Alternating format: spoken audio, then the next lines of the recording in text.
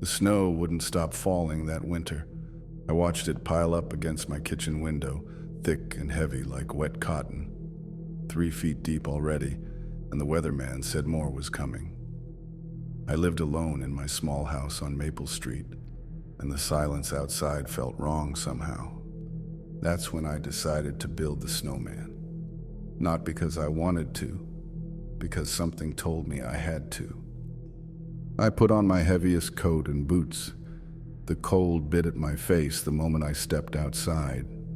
The snow crunched under my feet, making the only sound in the whole neighborhood. Everyone else stayed inside where it was warm and safe. I started rolling the first ball. The snow was perfect for packing. It stuck together like it had been waiting for me. I rolled it bigger and bigger until it was almost as tall as my waist. My hands were freezing, but I couldn't stop now. The second ball came together even easier. Too easy. The snow seemed to jump onto itself, forming the perfect round shape. I lifted it on top of the first one, surprised by how light it felt. Snow shouldn't feel that light. The head was the strangest part.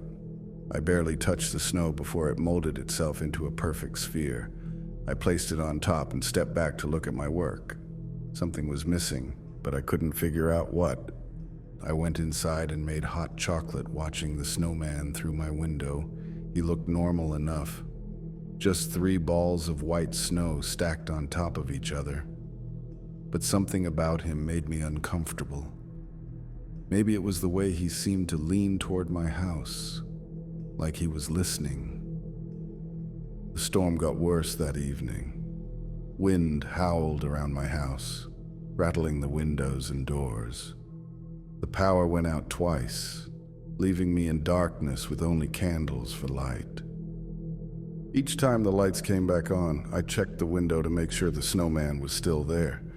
He always was, standing in the exact same spot, never moving despite the strong wind that should have blown him apart. Other things in my yard moved. The bird feeder swung wildly. Loose snow swirled everywhere. But the snowman stayed perfectly still. That night, I woke up to scratching sounds outside my bedroom window. Slow, steady scratching like fingernails on wood. I pulled back the curtains and looked out at my backyard. The snowman stood exactly where I left him, but now he had eyes. 2 small pieces of coal sat in his head. I didn't remember putting them there. I don't even own any coal. The scratching stopped the moment I looked outside. The snowman's coal eyes seemed to stare right back at me through the glass. I told myself I was being silly. Maybe a neighbor added the eyes during the day. People do nice things like that sometimes. I closed the curtains and went back to bed. But sleep didn't come easy. I kept thinking about those eyes. Where had the coal come from? None of my neighbors burned coal for heat. And why hadn't I noticed them earlier when I was drinking my hot chocolate? I would have seen them for sure. The wind died down around midnight, leaving everything quiet again. Too quiet. I couldn't hear any of the normal night sounds. No cars driving by, no dogs barking, not even the hum of my refrigerator. It was like the whole world had gone silent. I got up to check the snowman one more time. He was still there, but something was different. The coal eyes seemed brighter now, like they were glowing from inside. And there were marks in the snow around his base, long scratches that formed a perfect circle. The next morning brought more snow. I looked out my kitchen window and froze. The snowman had moved. Not far, just a few feet closer to my house. His coal eyes still stared at my windows. Now he had a mouth too, a crooked line of small black stones. I ran outside in my pajamas and bare feet. The cold snow burned my skin, but I had to see for myself. I walked around the snowman looking for signs that someone had rebuilt him. The snow around his base was smooth and untouched. No footprints except my own from yesterday. But there was something else. The snowman's mouth wasn't just stones. They were teeth, small, sharp animal teeth arranged in a perfect smile, the kind of smile that meant trouble. I counted them, 24 teeth in total, all different shapes and sizes, like they had come from different animals. Some looked like dog teeth, others like cat teeth. A few were too big to be from any pet I knew about. I reached out to touch one of the teeth, then pulled my hand back. Something told me not to. Something deep in my brain that knew danger when it saw it. Instead, I walked around the snowman again, looking for any clue about where those teeth had come from. The snow around his base was disturbed now that I looked closer. Not footprints, but drag marks, like something heavy had been pulled across the ground. The marks led from my neighbor's yard, where old Mrs. Peterson kept her 3 cats. I hadn't seen those cats in a few days. Mrs. Peterson usually let them outside every morning, but her yard had been empty lately. I told myself they were just staying inside because of the cold. Cats were smart that way. I grabbed a shovel from my garage and started hitting the snowman. The snow was hard as ice now, not soft like when I built him. Each hit barely made a dent. The teeth stayed in place, grinning at me while I worked. After an hour of hitting and scraping, I finally knocked his head off. It rolled a few feet away and stopped. The teeth scattered across the white ground like dropped dice. I felt better until I looked at what was left. Inside the snowman's body was a hollow space, not empty, filled with something that looked like black water. It moved and swirled even though there was no wind. The smell hit me then, like old meat left in the sun. The black liquid bubbled and hissed where it touched the snow. Steam rose from the contact points, carrying that awful smell even stronger. I covered my nose and mouth with my sleeve, but it didn't help much. Floating in the black liquid were things I didn't want to see. Pieces of fur, some orange, some gray, some black and white. A small collar with a bell that had gone silent. Part of a tail that still had stripes. Mrs. Peterson's cats. All 3 of them. Or what was left of them. I dropped the shovel and ran back to my house. I locked every door and window, then called my sister Rachel. She lived 2 towns over, far enough away to be safe. I told her about the snowman, about the teeth and the black water inside. She laughed. "You're working too hard, Mike. Snowmen don't move by themselves. Maybe you should visit me for a few days." I wanted to go. I really did. But when I looked outside, the snowman was back together, complete with his coal eyes and tooth smile. He stood even closer to my house now, almost touching my front porch. How had he rebuilt himself? The head had been 20 feet away. The teeth had been scattered everywhere. There was no way the wind could have put him back together so perfectly. And the black liquid, where had it gone?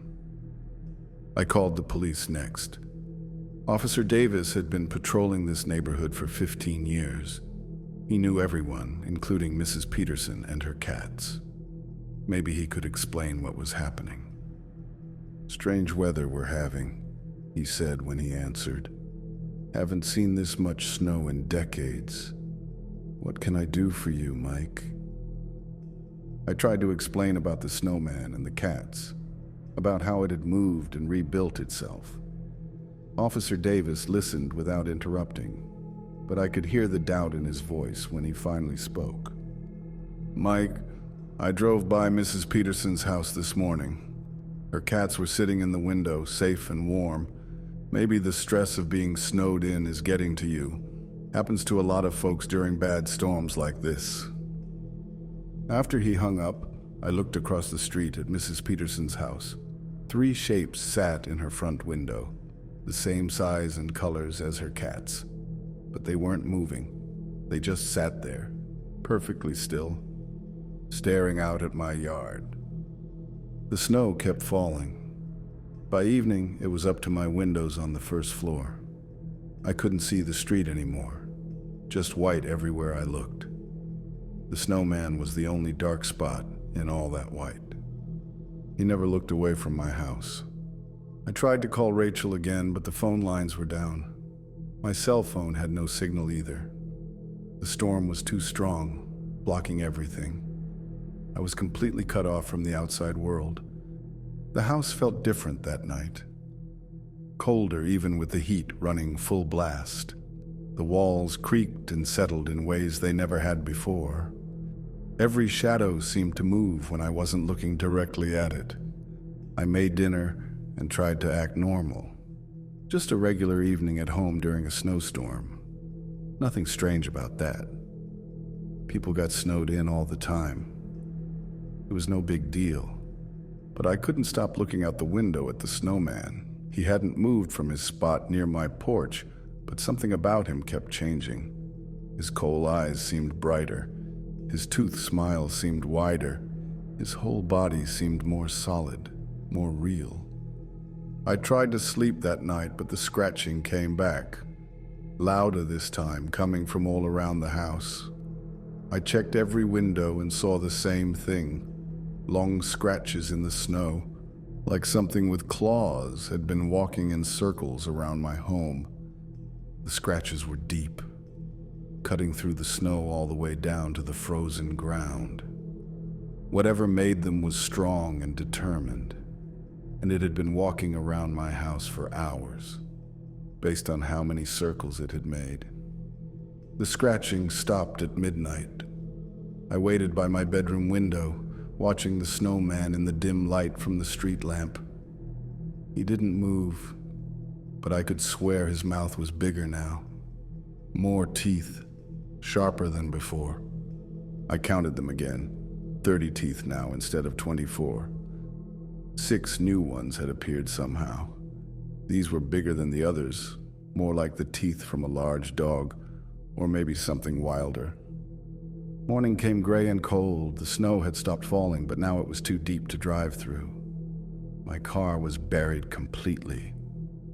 The phone lines were still down too. I was stuck alone with whatever that thing in my yard really was. I tried the internet on my phone, using the last bit of battery power I had left.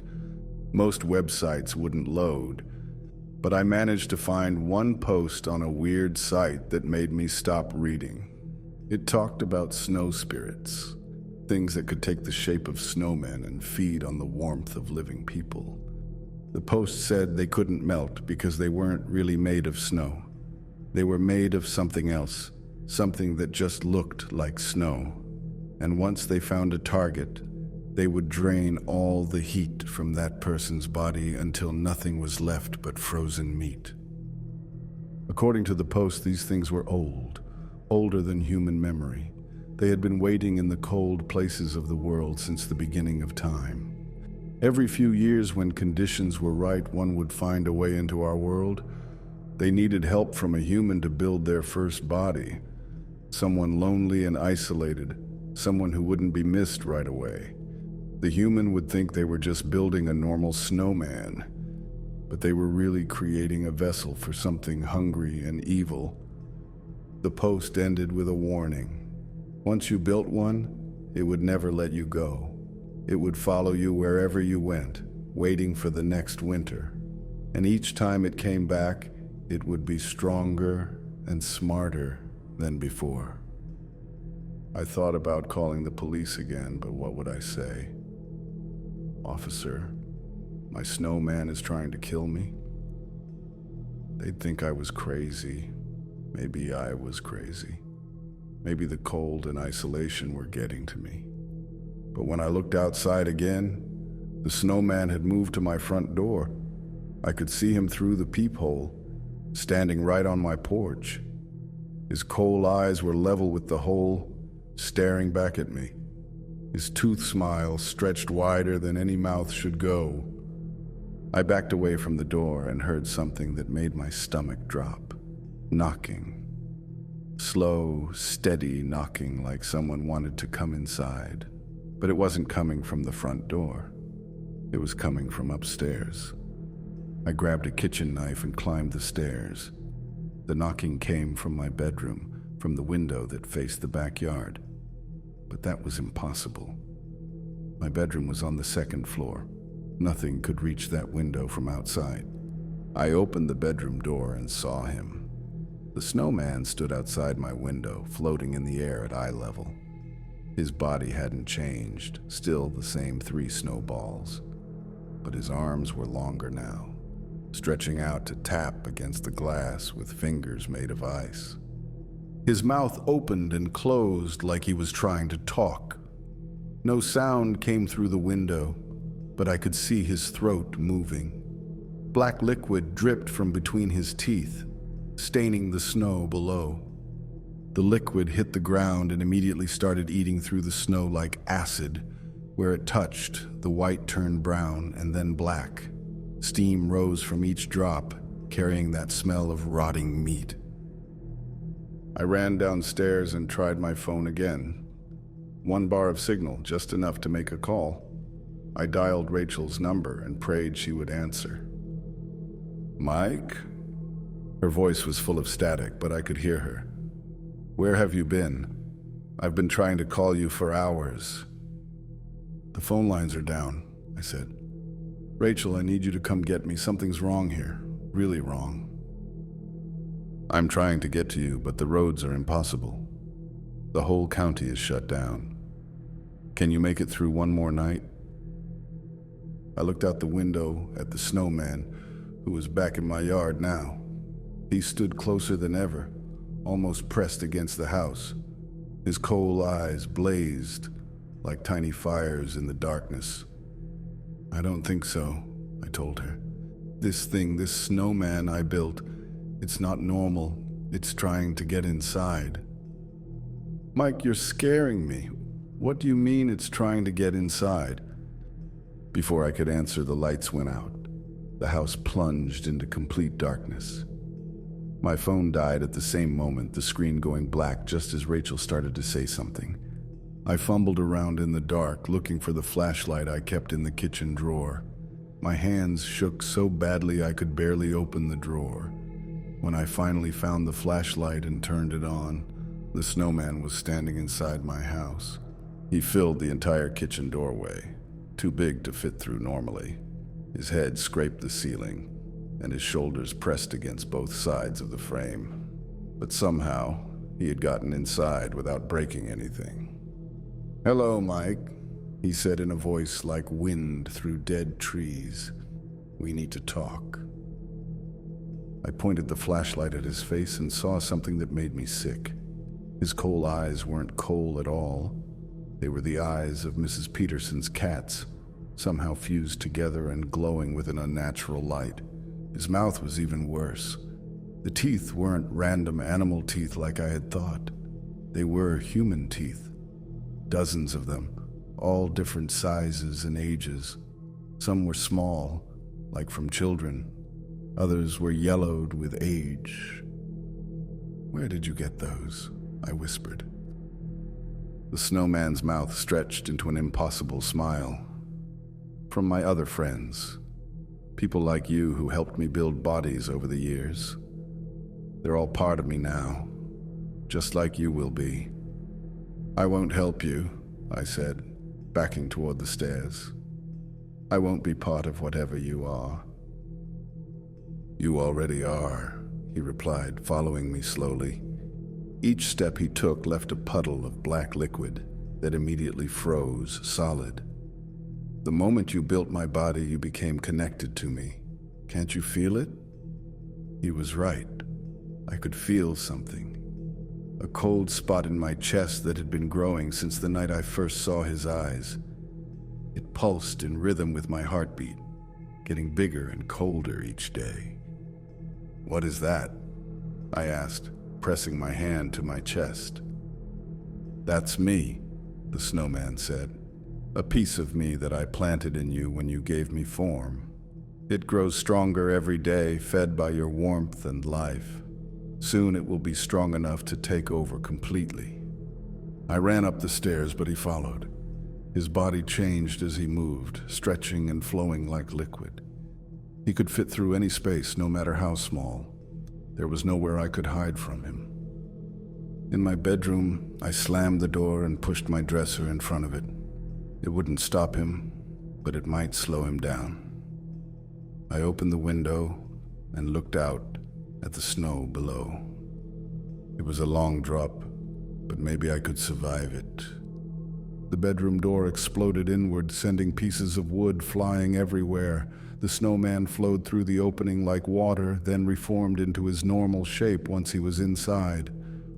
"Running won't help," he said calmly. "No matter where you go, I'll follow. We're connected now, you and I. Partners for eternity." "What do you want from me?" I asked, my back pressed against the window. "I want what every living thing wants. To continue existing, to grow, to spread." His cold cat eyes flared brighter. "Every winter, I need someone to build me a new body. Someone isolated and lonely, someone who won't be missed right away." "But you already have a body." "This body is temporary. It will last through this winter, but when spring comes, I'll need another, and another after that. Forever and always, until I'm strong enough to bring about the endless winter." "Endless winter?" The snowman laughed, a sound like breaking glass mixed with screaming cats. "A winter that never ends. Snow and ice covering everything forever. No more spring, no more summer. Just cold and darkness and me." "That's impossible. You're just one creature." "I'm not just one anymore," he said, moving closer. "Every person who builds me a body becomes part of me. They spread out across the world, building more bodies, creating more of me. Soon there will be thousands of us, then millions." I thought about all the missing people during snowstorms, all the unexplained disappearances during harsh winters. How many of them had been like me? How many had built a snowman and never realized what they were really creating? "The people in town," I said. "The ones who go missing every winter. That's you, isn't it?" "That's us," he corrected. "You and me and all the others. We work together, finding new hosts, building new bodies. It's a beautiful system, really. Self-sustaining and ever-growing." "I won't do it. I won't help you hurt innocent people." The snowman reached out with one long arm and touched my face. His fingers felt like ice-covered metal. Where he touched me, my skin went completely numb. I could feel the warmth leaving that spot, flowing into him. "You don't have a choice," he said gently. "The cold in your chest is spreading. Can you feel it? Soon it will reach your heart, and then you'll be just like the others, cold and hungry and desperate to feed." He was right. The cold spot had grown larger, spreading outward like frostbite from the inside. It reached my arms now, my legs creeping toward my heart with every beat. Every winter, you'll find someone new, someone building their first snowman. You'll watch them from a distance, guiding them without them knowing. And when they're done, I'll have another body to use. "What happens to them?" I asked, though I already knew the answer. "They become part of the system, another agent in my network, another way for me to spread and grow." His smile showed all those human teeth. Some fight it at first, like you're doing, but the cold always wins in the end. I felt my strength fading as more warmth flowed out of me and into him. The knife slipped from my numb fingers and clattered to the frozen floor. This was it. This was how I was going to die, drained of life by something that shouldn't exist. That's when I heard Rachel's voice outside. "Mike! Mike! Where are you?" The snowman's head snapped toward the sound. For just a moment, his attention was somewhere else. I used that moment to grab the knife and drive it into his cold cat eye. The blade went deep, all the way to the handle. Black liquid sprayed everywhere, hissing and steaming where it hit the ice-covered walls. The snowman let out a scream that shattered every window in the house.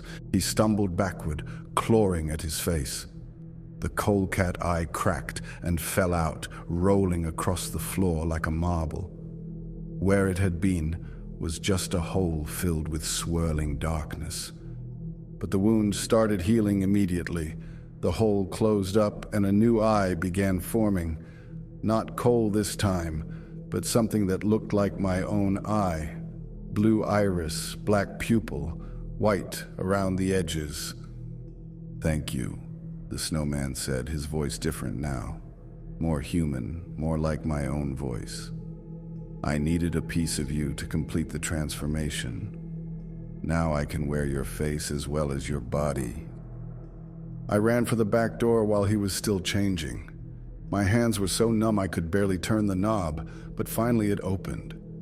I stumbled outside into the deep snow, calling Rachel's name. She appeared around the side of the house, fighting her way through the snowdrifts. When she saw me, her face went white. "Mike, you look terrible. What happened to your house? All the windows are broken." I turned back and saw what she saw. A normal house with broken windows and snow blowing inside. No ice covering the walls, no frozen air. Just a house that looked like it had been hit by a bad storm. "Where's the snowman?" I asked. Rachel looked confused. "What snowman? There's no snowman here." I looked around the yard. She was right. No snowman anywhere. Just smooth, undisturbed snow everywhere I looked. Like I had never built anything at all. But I could still feel the cold spot in my chest. Still growing. Still spreading. The snowman hadn't been destroyed. He had just moved somewhere I couldn't see him. Somewhere inside me. "We need to get you to a hospital," Rachel said. "You're hypothermic. Your lips are blue." She was right about that. I was colder than I'd ever been in my life. Cold in a way that went deeper than skin and muscle. Cold in my bones, in my blood, in places that should never be cold. Rachel helped me to her truck, which she had somehow managed to drive through the snow. The truck was warm, but the heat didn't help. The cold came from inside me now, from that spot near my heart that kept growing bigger. As we pulled away from my house, I looked back one more time. In the bedroom window, I saw a flicker of red light. Just for a second, then it was gone. But I knew what it was. The snowman's eye, watching me leave, waiting for me to come back. At the hospital, they said I had severe hypothermia and frostbite on my fingers and toes. They couldn't understand how I had gotten so cold inside a heated house. The doctors asked lots of questions I couldn't answer. They kept me for observation for 3 days. During that time, the cold spot in my chest kept growing. By the second day, it had reached my shoulders. By the third day, it was moving down my arms. The doctors couldn't see it, couldn't detect it with any of their machines. To them, I was recovering normally. My body temperature was back to normal, my circulation was improving. But I knew better. I tried to tell them about the cold spot, about the snowman, about what was really happening to me. They smiled and nodded and made notes on their charts. Then they gave me pills for anxiety and depression. The pills didn't help. Nothing helped. The cold kept spreading, and with it came dreams. Terrible dreams about other snowmen in other yards, calling to me across the winter darkness. I saw them clearly, dozens of them scattered across the country, each one built by someone like me, someone who thought they were just having innocent winter fun, each one a doorway for the thing that now lived inside my chest. In the dreams, I could communicate with them. We were all connected, all part of the same network. The snowman hadn't lied about that. We really were building something together, something vast and cold and hungry. I stayed with Rachel for 2 weeks while my house was being repaired. Every night I dreamed about coal eyes and black liquid. Every morning, I woke up a little colder than the day before. The cold spot reached my heart on the 10th day. I felt it happen, a sudden freezing sensation right in the center of my chest. My heart skipped a beat, then started again with a different rhythm, slower, more deliberate. That's when I started hearing the voice, not out loud, but inside my head. The snowman's voice giving me instructions, telling me what I needed to do. Find someone lonely, it whispered. Someone isolated. Someone who needs a friend. I tried to ignore it, tried to push the voice away, but it got stronger every day, more insistent, more demanding, and with it came a hunger unlike anything I had ever felt. Not hunger for food, hunger for warmth, for life, for the heat that lived inside other people. I found myself staring at Rachel while she slept, thinking about how warm she looked, how much energy flowed through her body. I left her house that night. I couldn't risk staying any longer. The hunger was getting too strong and the voice too loud. I was becoming dangerous to the people I cared about. The voice guided me to a motel on the edge of town, the kind of place where people stayed when they didn't want to be found. The clerk barely looked up when I paid cash for a week in advance. My room was small and cold, with thin walls and a heater that barely worked, but it didn't matter. The cold came from inside me now. No amount of heat could touch it. I tried to fight the voice during those first few days. I stayed in my room, ordered food delivery, avoided contact with other people, but the hunger kept growing, and the dreams kept getting more vivid. In the dreams, I saw the network expanding, new snowmen appearing in yards across the world, new people being recruited, turned into agents like me. The endless winter was coming, and we were the ones making it possible. By the 4th day, I couldn't resist anymore. The voice was too strong, the hunger too intense. I left the motel and started driving, letting the voice guide me to my destination. It led me to a small town 3 hours away, a place called Cedar Falls, where the snow had been falling for days. The perfect place for someone to build their first snowman. I parked my car on a hill overlooking the town and waited. The voice told me to be patient, that the right person would reveal themselves soon. Someone special, someone perfect for what we needed. She appeared on the 2nd day, a young woman named Lisa who had just moved to town. I watched her through binoculars as she stood in her yard, looking at all the snow. She seemed lonely, isolated, perfect. That evening, I walked past her house and saw her starting to roll a snowball. She was doing it wrong, not packing the snow tight enough. It would fall apart before she could finish. Need some help? I called out, surprising myself with how normal I sounded. Lisa looked up and smiled. I've never built a snowman before. I moved here from Florida last month. This is my first real snow.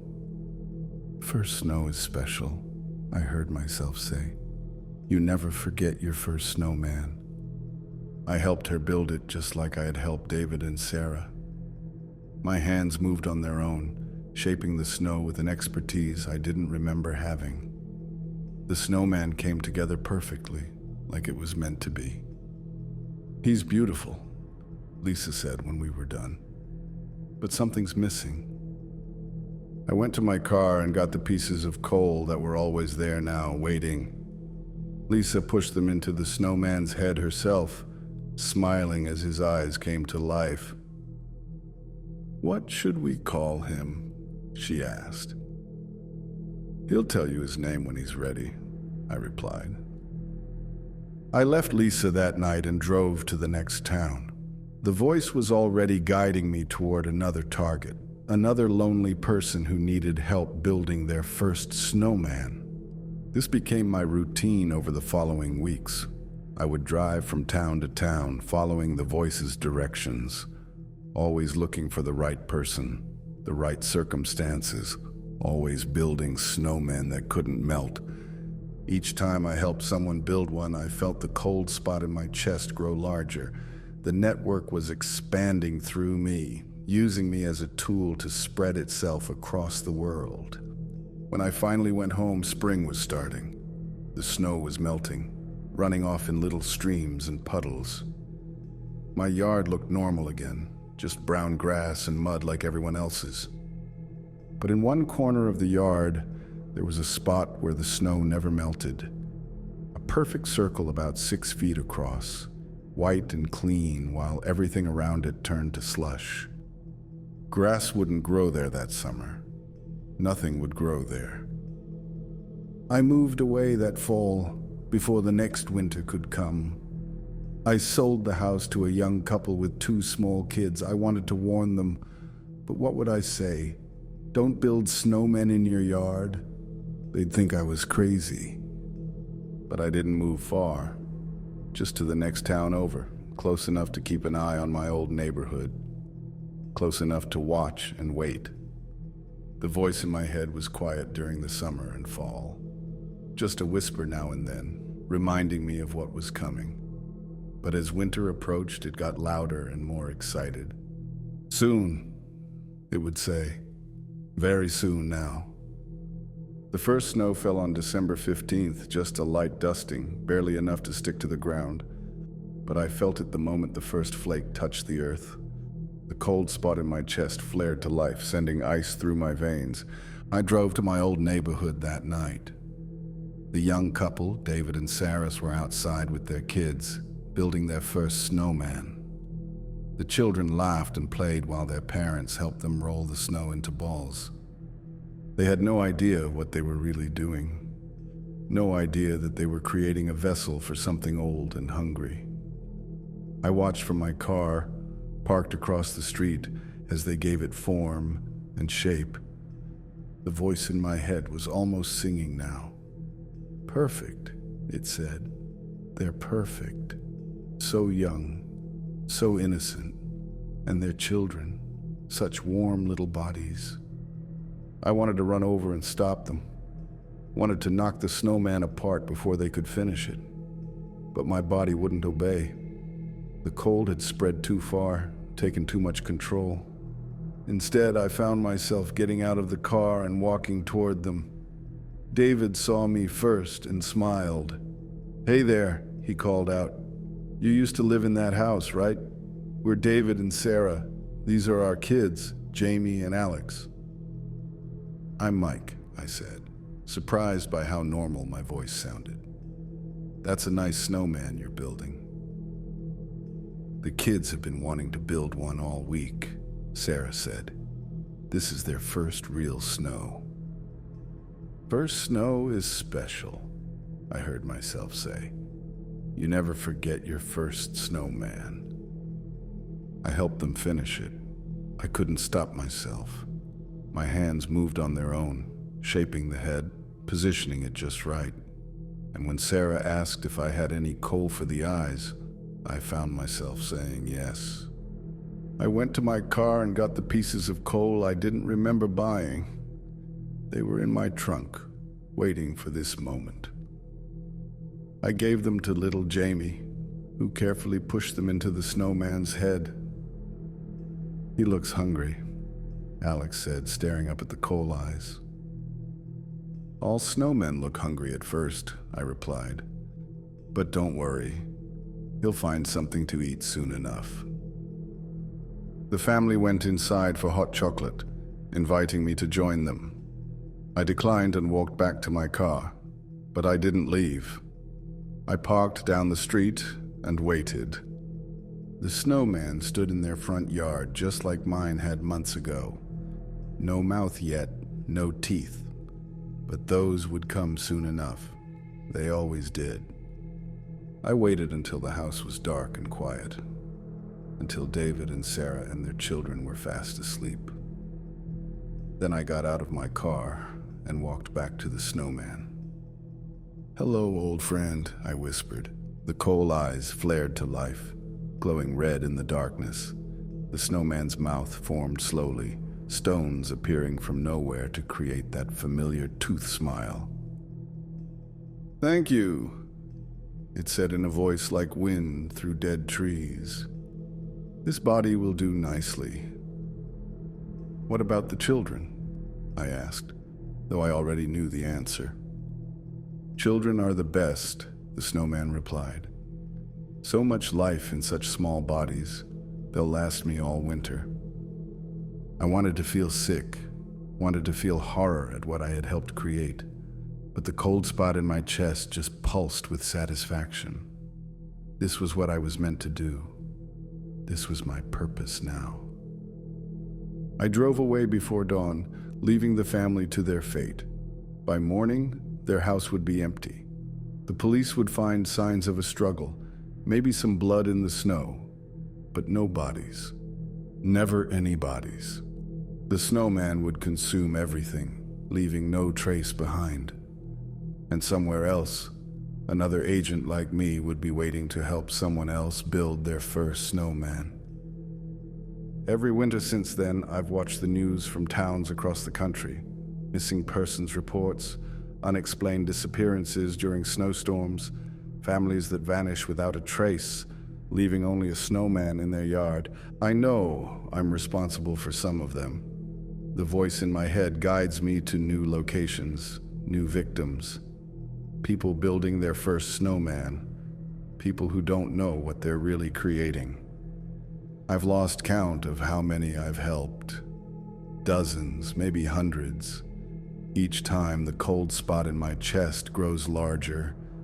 Each time I become less human and more like the thing that lives inside me. Sometimes I catch glimpses of myself in mirrors and don't recognize what I see. My skin is pale, almost white. My eyes have flecks of coal black in them. My breath comes out in puffs of frost even when it's warm outside. The hunger never stops. It gnaws at me constantly, demanding that I find new sources of warmth, new people to feed on, new families to introduce to my frozen friend. I know there are others like me out there. I can sense them sometimes, in the periphery of my awareness. Other people who built snowmen and became part of the system. We're all connected now, all part of the same network. The network is growing. Every winter brings new recruits, new agents to spread the cold. We're patient, methodical, building our numbers slowly but steadily. Sometimes I wonder what will happen when there are enough of us, when the network reaches critical mass. Will the endless winter finally come? Will the world freeze over completely, leaving only us and our hunger? I've started having new dreams lately. Dreams of a world covered in snow and ice, where the sun never shines and spring never comes. A world where snowmen walk the empty streets, hunting for the last warm bodies, hiding in dark corners. In these dreams, I'm not human anymore. I'm something else, something made of ice and shadow and endless hunger. I lead armies of snowmen across the frozen wasteland, searching for any trace of warmth left in the world. The dreams feel more real every night. More like memories than fantasies. Like I'm seeing the future that's coming, the future we're all working toward. The voice tells me it won't be much longer now. The network is almost complete. Soon we'll have enough agents in enough places to begin the final phase. The phase where we stop hiding and start taking over. When that day comes, every snowman in every yard will come to life at once. Millions of them, all hungry, all ready to feed. The people who built them will watch in horror as their innocent winter creations turn into monsters. But by then it will be too late. The cold will spread faster than anyone can run, faster than anyone can fight. Within days, maybe hours, the whole world will be frozen solid, and then the endless winter will begin. The temperature is dropping tonight. Snow is starting to fall outside my apartment window, and I can feel that familiar hunger stirring inside me, telling me it's time to find someone new. Someone just like I used to be, before I built a snowman that couldn't melt. I'm getting in my car now, driving to a new neighborhood where the snow is just starting to stick. Looking for a house with children, a family that's never built a snowman before. The voice is guiding me to a place called Willowbrook, a quiet suburban street where young families live in neat little houses with white picket fences. The perfect place for innocent winter fun. I'll park across the street and wait, and when they come outside tomorrow morning with their shovels and mittens, I'll be there to help, to guide them, to make sure they do it right. Because that's what I am now. That's what the snowman made me. Not human anymore, but not fully one of them either. Something in between. Something hungry and cold and forever looking for the next victim. The snow is falling harder now. Big, wet flakes that stick to everything they touch. Perfect packing snow. Perfect for building. I can already see the house I'm looking for. A small place with a baby's first Christmas decoration in the window. A young family, probably new parents. They'll want to make memories for their child. I'll help them make memories. The kind of memories that last forever, frozen in ice and snow and the endless cold that comes after. The snowman is waiting for his next body, and I'm here to make sure he gets it. Because I built a snowman that couldn't melt, and now I can never escape the winter he brought with him. The cold spot in my chest pulses with anticipation as I pull into the driveway. Tomorrow there will be one more snowman in the world, one more doorway for the endless winter, and one step closer to the day when the cold finally wins.